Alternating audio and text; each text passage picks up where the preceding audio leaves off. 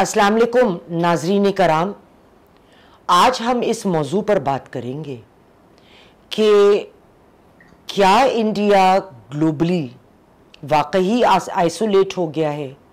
जिस तरह उन्होंने पहले कश्मीर को टेक ओवर किया, क्योंकि हालात एकदम से A to Z नहीं जाते, हालात स्टेप बाय स्टेप आगे बढ़ते हैं। उन्होंने मकबूजा कश्मीर का कॉन्स्टिट्यूशन ख़त्म करके उसको जबरन टेक ओवर किया। फिर वहाँ पे उनकी जो पॉलिसियाँ मोदी सरकार की मुसलमानों के ख़िलाफ़ हैं या किसी भी माइनॉरिटी के ख़िलाफ़ हैं, वो सबके इल्म में हैं। इसके बाद जो पहलगाम का सानिया हुआ, यकीनन सानिया बहुत बड़ा था, लेकिन इंडिया ने किसी किस्म की तहक़ीक़ किए बग़ैर पाकिस्तान पर हमला कर दिया और उसको मुंह की खानी पड़ी। उनको ये जो था फेस करना पड़ा कि कोई भी मुल्क ग्लोबली उनके साथ नहीं खड़ा है, किसी ने भी उनकी पजीराई नहीं की। और जब मोदी सरकार ने अटैक करा पाकिस्तान पर, तो उनको बहुत सख्त जवाब सुनना पड़ा। सिर्फ यही नहीं, मुख्तलिफ ममालिक ने पाकिस्तान की बेइंतहा पजीराई की और ख़ासकर ट्रंप ने न सिर्फ फील्ड मार्शल आसिम मुनीर को इशाइये पे बुलाया, बल्कि उनको जब मौका मिलता है वो उनकी तारीफ़ ज़रूर करते हैं। इसके अलावा आज की ख़बर ये है कि हेग के कोर्ट ने इंडिया के ख़िलाफ़ फ़ैसला दिया है कि इंडिया पानी पाकिस्तान का नहीं रोक सकता। तो पे दर पे बहुत सारा जो दुनिया में हो रहा है वो अगेंस्ट है इनके इंडिया के इंटरेस्ट्स के। इंडिया ने जिस बात पे इशू बनाया और रेजोल्यूशन SCO की, उसको साइन करने से इनकार कर दिया। नाजरीन, आपको ये बात बताती चलूँ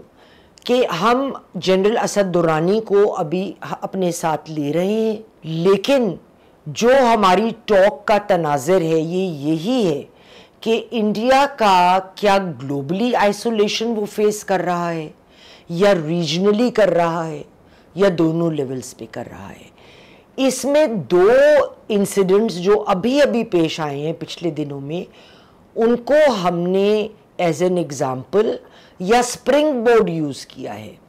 लेकिन जनरल साहब से जब मेरी बात हुई थी इंटरव्यू लेने से पहले, तो उनका कहना यह था कि चूँकि इसके साथ बहुत सारे मामला जुड़े हैं, तो हम इतने नैरो लेवल पे बात नहीं करेंगे, हम एक बिगर पिक्चर देखेंगे। और मैं उनके तज्ज़िये से इस बात से इत्तेफाक करती हूँ। थोड़ा सा SCO की रेजोल्यूशन के बारे में, उसके बाद हम जनरल साहब को ऑनलाइन लेंगे। इंडिया ने इस बात को इशू बनाया कि जो टेररिज्म की बात की गई है SCO की रेजोल्यूशन में, उसमें बलूचिस्तान का तो जिक्र है लेकिन पहलगाम का जिक्र नहीं है। क्या इसकी वजह यह है कि बहुत सारे सबूत ऑन ग्राउंड मौजूद हैं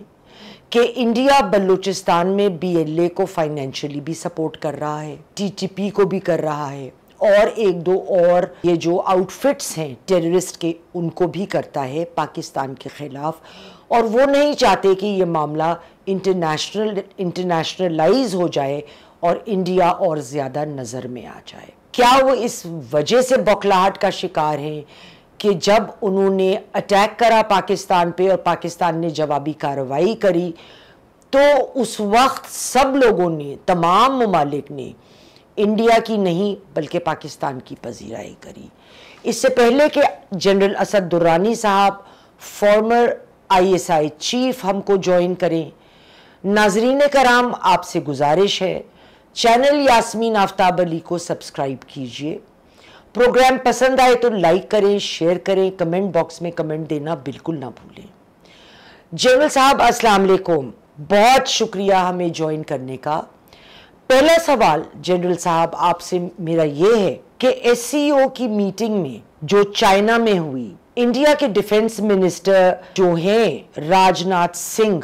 उन्होंने इस रेजोल्यूशन पे साइन करने के लिए इनकार कर दिया। उन्होंने जो मसला उठाया वो ये था कि चूंकि पहलगाम का इधर जिक्र नहीं है टेररिज्म के हवाले से, جس کا مورد الزام وہ پاکستان کو بغیر کسی تحقیق کے ٹھہراتے ہیں، لیکن بلوچستان کا ہے۔ تو آپ کیا سمجھتے ہیں کہ ڈپلومیٹکلی گلوبل لیول پر کیا ان کی پذیرائی نہیں ہوئی اس لیے وہ ایسے بیہیو کر رہے ہیں؟ کیا وہ گلوبلی جو ہوا چل رہی ہے انڈیا کے اگینسٹ اس کو بھانپ نہیں پائے ہیں، اور ابھی بھی بیلیجرنٹ ایٹیٹیوڈ جو پاکستان کے خلاف ہے اور ہوا جو پاکستان کے فیور میں چل رہی ہے، اس وجہ سے وہ اپنا رویہ نہیں بدل رہے؟ کیا وجہ سمجھتے ہیں آپ؟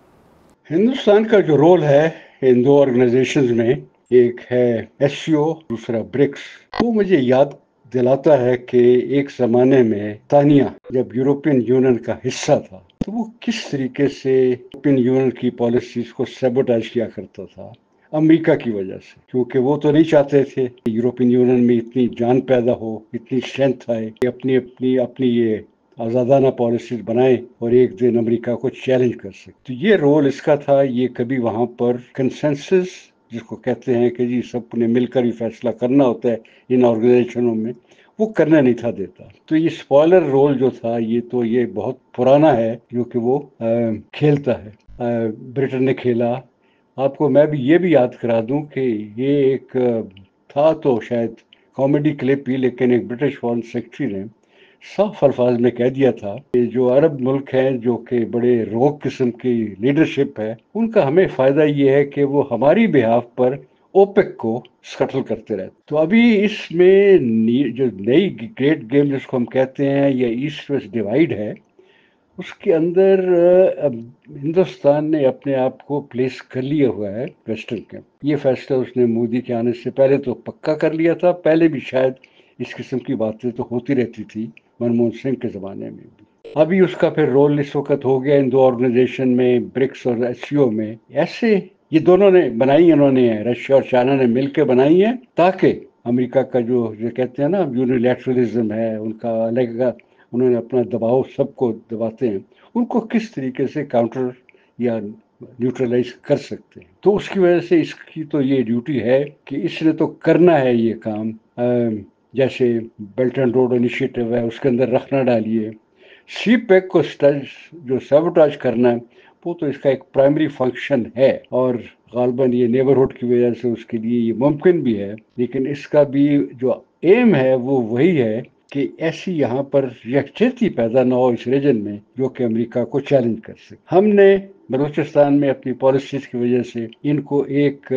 وہ کہتے ہیں اسپیس تو دی ہوئی ہے، ہماری وجہ سے ان کو ملی ہوئی ہے اور وہ اس کو استعمال کرتے ہیں، اور میں یہ کہوں گا کہ اگر ایسا موقع ہم دیں گے تو ہمارے دشمنوں کا کام ہے اس کو استعمال کرنا، وہ نہ کریں تو میں کہتا ہوں کہ ریال پالیٹک اور جیو پالیٹک میں یہ ایک ایسی چیز ہوتی ہے جس کو ہم کہتے ہیں کہ عقل مندی کی بات نہیں ہے، اپنا ہم لوگوں نے کرنا ہوتا ہے۔ تو میں یہی کہہ سکتا ہوں کہ اس کا جب بھی اس طرح کے لوگ استعمال کریں، انڈیا والے یا کوئی اور یہاں پر یہ رول پلے کریں، اس کو آگے سے کاؤنٹر کرنا ہمارا کام ہے۔ جنرل صاحب کا مفصل جواب ناظرین کرام آپ نے سنا۔ میں جنرل صاحب کے پاس دوسرا سوال لے کے جانے سے پہلے اس کا تھوڑا سا بیک گراؤنڈ دینا چاہتی ہوں۔ ڈیفنس انٹیلیجنس کی ٹویٹ کے مطابق سالوں سے گلف ممالک اور Iran Indian soft where per depend کرتے تھے، لیکن جب یہ ایران نے 100 سے زائد ایجنٹس پکڑے موساد کے تو پتہ چلا کہ وہ سارے کے سارے انڈین نز تھے، اور یہ بھی بے نقاب ہوئی بات کہ اس سافٹ ویئر کے ذریعے اسرائیل کے فٹ پرنٹس اس سافٹ ویئر کے ذریعے بہت ڈیپ ہیں، وہ کسی بھی ملک کا سینسیٹیو ڈیٹا بھی اٹھا رہے ہیں اور دور سے ایک بہت دور جگہ بیٹھ کر ان کے ڈیوائسز بھی کنٹرول کر سکتے ہیں۔ اس تناظر میں آئیے ہم دوبارہ جنرل اسد درانی کی جانب اپنے دوسرے سوال کے ساتھ چلتے ہیں۔ جنرل صاحب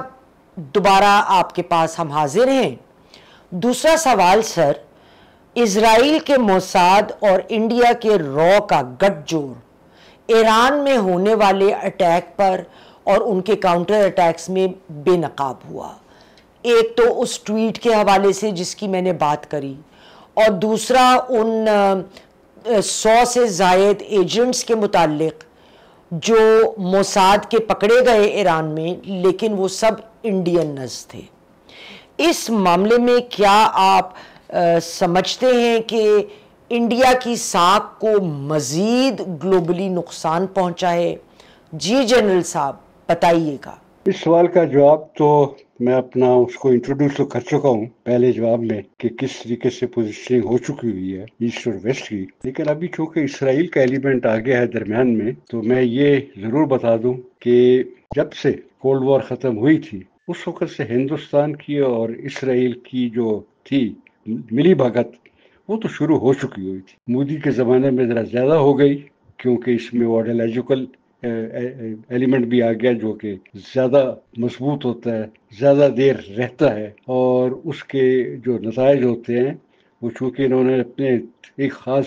ریلیجس فیل کے ساتھ کیے ہوتے ہیں تو زیادہ مؤثر بھی ہو سکتا ہے۔ ابھی جو ہے اس وقت میں اس کے اندر یہ ایڈ ضرور کر دوں گا کہ ہم نے سب سے پہلے اسرائیل کی جو تھی موجودگی 1990 میں کشمیر میں دیکھی تھی، اور اس کے بعد کچھ عرصے کے بعد وہاں پر الفاران وارہ کا بھی انسیڈنٹ ہوا تھا، لیکن انہوں نے بھی یہاں پر انٹرسٹ تو قائم کرنا شروع کر دیا تھا ہندوستان کی وجہ سے اور اپنے جو بڑے جیو پولیٹیکل گینز ہیں ان کی وجہ سے۔ بلوچستان میں موساد کا جو تھا پریزنس بالکل دیکھنے والا تھا 9/11 کے بعد، اور وہ صرف اس لیے نہیں تھا کہ انہوں نے ایران کے بیک یارڈ میں کوئی جگہ استعمال کرنی ہے۔ انڈیا کا ساتھ مل کر یہ جو اگلی جس کو ہم نیو گریٹ گیم کہہ سکتے ہیں یا ایسٹ ویسٹ گریٹ ڈیوائڈ کہہ سکتے ہیں، اس کے اندر تیاری تو کر لی تھی، اور وہ ایک بلوچستان میں اس لیے ان کو اسپیس مل گئی کہ ایک تو وہاں پر ٹربل تھا ہماری وجہ سے، ہندوستان کا انٹرسٹ تھا، امریکہ والے یہاں پر موجود تھے افغانستان میں، تو اس وقت بھی یہ کام جو تھا یہ شروع ہو چکا ہوا تھا۔ اور اس سے بھی زیادہ جو خطرناک کی بات ہو سکتی ہے ان ساری وجہ سے وہ یہ ہے کہ اب آہستہ آہستہ ہم دیکھ رہے ہیں کہ مڈل ایسٹ کے کرائسس کے بعد تو جس کو کہنا چاہیے نا کہ ایک سیکولر ڈیوائڈ ایسٹ ویسٹ کی اس سے آگے نکل گیا ہے۔ ابھی تو اس میں وہ آئیڈیالوجیکل یا ریلیجس بھی آ چکی ہوئی ہیں جو ہنٹنگٹن نے بتائی تھی کلیش آف سویلائزیشن میں، اور اس میں کرسچنز اور جوڈائزم ایک طرف اور اسلام اور کنفیوژن دوسری طرف، بدھ مت چائنا دیکھ لیجئے، یہ جو سی ہے یہ کرسٹلائز ہو رہی ہے پچھلے کم از کم 1-2 سال سے مڈل ایسٹ کی وجہ سے۔ ہمارا دراصل مسئلہ یہ ہے کہ ہم ایک اسٹیٹ آف ڈینائل میں ہیں۔ ہمارا خیال ہے کہ جی نئی باڈی کی وجہ سے کچھ نہ کچھ امریکہ ہمارے ساتھ رہے گا، کشمیر کا بھی مسئلہ حل کرے گا، ٹرمپ بڑی تعریف کرتا ہے۔ یہ نہیں سمجھ آتی ہے کہ وہ ہمیں سیٹ اپ کر رہے ہیں اس کام کے لیے کہ جس دن ہمارا جو رول ہے وہ کافی ڈیمینش ہو جائے گا تاکہ بڑا جو مقصد ہے وہ حاصل کر سکے۔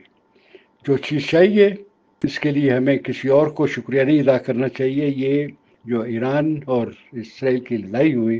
اس کے بعد میرا خیال ہے ہمارے لوگوں کو بھی سمجھ تو آ گئی ہے کہ ہم یہ وہ والا راستہ جو ہے جس کو بیلنسنگ کہہ سکتے ہیں وہ اختیار نہیں کر سکتے ہیں۔ ہمیں ایران اور چائنا اور رشیا وغیرہ کے ساتھ افغانستان کے ساتھ مل کر ایک پوزیشن لینی ہے۔ تو کافی حد تک تو میرے خیال میں یہ جو ہمارا ٹرینڈ تھا وہ جو نیگیٹو ٹرینڈ تھا اس کو روک تو شاید گیا تھوڑا سا یا کم ہو گیا، لیکن بہت زیادہ اس میں جب تک رفتار پیشکش نہیں ہوگی اس وقت تک وہ جس کو کہتے ہیں نا کہ جو بڑی لڑائی آنے والی ہے اس کو میں ابھی ایگزیجریٹ نہیں کرنا چاہتا آرمیج ڈاؤن کے طور پر، لیکن ہے تو صحیح، آنی تو ہے، وہ تو بتا دیا اس نے ہنٹنگٹن نے کلیش آف سویلائزیشن میں آنی ہے۔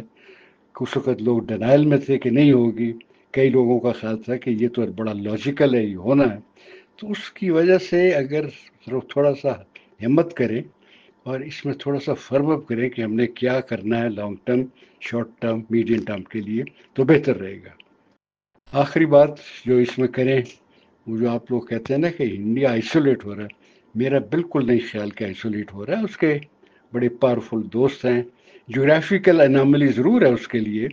کہ وہ ریجن کے انٹرسٹ اور ریجن کے کانٹیکٹ سے باہر جا کے کر رہا ہے،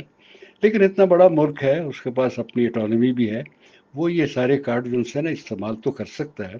اس وقت اس کے جو دوست ہیں وہ نہ صرف ویسٹ میں ہیں، بلکہ یہ یاد رکھیے کہ یہ جو آکس اور یہ جو اس طرح کی چیزیں پیدا ہوتی ہیں، اس میں بنائی جاپان کے ساتھ، نیوزی لینڈ کے ساتھ، آسٹریلیا کے ساتھ مل کر، اس کی وجہ سے آئسولیشن کا لفظ تو بالکل غلط ہے، زیادہ سے زیادہ ہم یہ کہہ سکتے ہیں کہ ریجن کے میں وہ آؤٹ آف سنک ہے۔ بہت شکریہ جنرل صاحب آپ کے پروگرام میں تشریف آوری کا، اور آپ نے بے انتہا مفصل جوابات سے ہم کو نوازا۔ ناظرین کرام، پروگرام پسند آیا ہو تو کمنٹس ضرور دیں، انشاءاللہ پھر ملیں گے۔ خدا حافظ۔